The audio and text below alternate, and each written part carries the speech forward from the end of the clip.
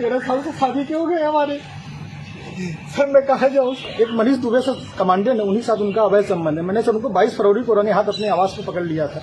मेरी नौकरी जाने वाली सर, वो सर इतना सर घोटाला की हुई है, 10-10 लाख रुपए सर लेती है पट्टा करने का, उनके साथ कोई कार्रवाई नहीं हो रही है सर। जिला कमांडेंट होमगार्ड गाजियाबाद में है सर, वो खुद शादीशुदा पहले से है सर वो वही सर, उसी का सर मेरे पत्नी के साथ अवैध संबंध। उसकी पत्नी भी सर बहुत परेशान है, मुझसे संपर्क में आई, कई भैया हम दोनों का परिवार टूट रहा है, किसी तरह सही कर लिया जाए। हमने कहा बहन में पूरी कोशिश। मामला है, आप कह रहे हैं कि जिस लड़की को आपने पढ़ा लिखा करके एसडीएम बनाया वो आपकी जान की प्यासी हो रही है, क्या पूरा मामला? सर इसका सर मेन कारण सर है मनीष दुबे के साथ उनका अवैध संबंध सर, जिसकी जानकारी सर हमें करीब साल भर पहले हुई, लेकिन सर उन्होंने कहा कि दोस्ती है।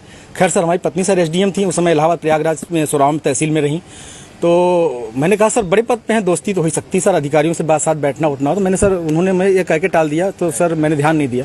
सर इसकी भनक सर मुझे उसका ये जो शक था वो विश्वास सर 22 फरवरी को हुआ, जब मनीष दुबे गाजियाबाद से चलकर सर मेरे आवास एलनगंज स्थित सरकारी आवास पे आया और इनके साथ एक साथ कमरे में मैंने इनको देखा अवैध संबंध बनाते हुए। तब से सर ये मनीष दुबे और ज्योति मौर्य मेरे जान के पीछे पड़ गई हैं। कौन है, पूरी कहानी बताइए, क्या मामला है? सर 2010 में ज्योति मौर्य के साथ मेरी शादी हुई सर। मैं सर पंचायत राज विभाग में सर 2009 में सेलेक्ट हुआ प्रतापगढ़ में सर, वहीं पे नौकरी कर रहा हूँ सर। और 2010 में इनसे 19 नवंबर को मेरी शादी हुई और सर उसके बाद हमारे संबंध बहुत अच्छे रही। इन्होंने कहा मुझे पढ़ना है सर, मैं इनको पढ़ाने के लिए मैं इलाहाबाद लेके आया और इलाहाबाद में सर द काउंसिल कोचिंग है, वहाँ पे इलाहाबाद की सबसे अच्छी कोचिंग थी। मैंने वहाँ पे किसी तरह सर पिताजी के सहयोग से, भाइयों के सहयोग से और यहाँ तक कि मैंने अपने डीपीआरओ साहब के सहयोग से पैसा उधार लेके इनको कोचिंग कराया और सर ये मेहनत भी की सर और सक्सेस भी हुई। 2015 में ये सर एसडीएम पद पे चयन हुई, 16वीं रैंक इनकी आई सर। बहुत ही खुशी का माहौल हुआ कि हम एक छोटे पद पे रहते हुए अपनी पत्नी को इतना आगे ले गए, वो भी बहुत खुश थी, पूरा परिवार खुश था। और सर 2015 में ही मेरी सर भगवान की दया से मुझे इतनी खुशी मिली कि मेरी 2 जुड़वा बिटिया भी हुई और जिनका नाम हंसी खुशी मैंने रखा, क्योंकि उस समय खुशी का माहौल चल रहा था सर। और सर बहुत अच्छा चल रहा था, लेकिन सर 2020 में ये मनीष दुबे जो जिला कमांडेंट होमगार्ड है उसकी एंट्री होती है हम दोनों पति पत्नी के बीच में, और सर घर इतनी तबाही पे पहुंच चुका है कि घर तो टूट ही रहा है, बच्चे तो दूर हो ही रहे हैं, पत्नी दूर हो ही रही है सर। यहाँ तक कि मैं मुकदमा भी मेरे ऊपर हो गया है और मेरी मौत की साजिश भी रची जा रही है।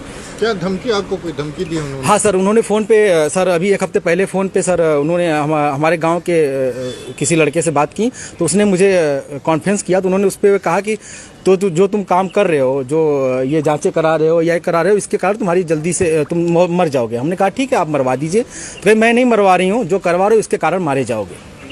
हत्या की धमकी दी है? जी सर, हत्या की। और सर उनका भाई सर सचिन मौर्य है सर, वो मेरे घर से सर रखे मेरे काफ़ी जो कुछ पैसे थे, जेवरात थे, वो सर लेके चला गया। मेरे सर उसकी वीडियो बना के भेजा कि मैं लेके जा रहा हूँ, जो करना हो कर लीजिए। और सर मुझे चैटिंग लिख के भेजा है कि आपका व्हाट्सअप सब कुछ गायब कर दूंगा, हैक कर लिया हूँ, जो सेव करना हो सेव कर लीजिए। और सर उसने क्या किया कि मेरी सिम भी अपने पास रख लिया है, रख के यूज कर रहा है, मेरा बैंक अकाउंट है उसमें जुड़ा हुआ है सब कुछ, लेकिन सर वो मेरी जान पे सब लोग तुले हुए हैं। क्या वो आपसे तलाक मांग रही है? हाँ सर, उन्होंने मुझसे ऑडियो के माध्यम से कहा है, मुझे अभी तक कुछ ऐसा नोटिस तो नहीं मिला है, लेकिन सर उन्होंने कहा है कि तलाक प्यार से दे दीजिए, बवाल मत करिए, नहीं तो मैं आपको बर्बाद कर दूंगी। आपके डीपीआरओ से बात हो गई है, आपको बर्खास्त करा दूंगी, न नौकरी करने दूंगी न जीने दूंगी। आपने इसकी शिकायत कहाँ? सर इसकी शिकायत मैंने सर्वप्रथम सर उसी दिन धूमनगंज एसएचओ साहब से की। उन्होंने मुझे राजरूपुर पुलिस चौकी भेजा, मैं राजरूपुर पुलिस चौकी पे आवेदन दिया, लेकिन सर कोई सुनवाई नहीं हुई।